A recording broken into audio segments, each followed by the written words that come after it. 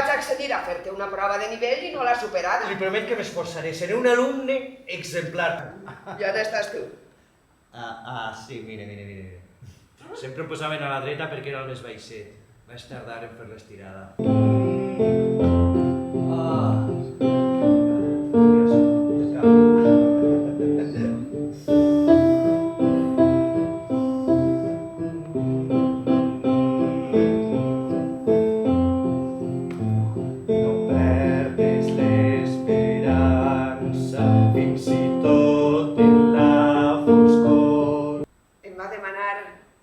Posara guapa, que em maquillara, que m'oblidara de la feina, de les classes, de ser la mare perfecta, que aquella nit tocava divertir-se.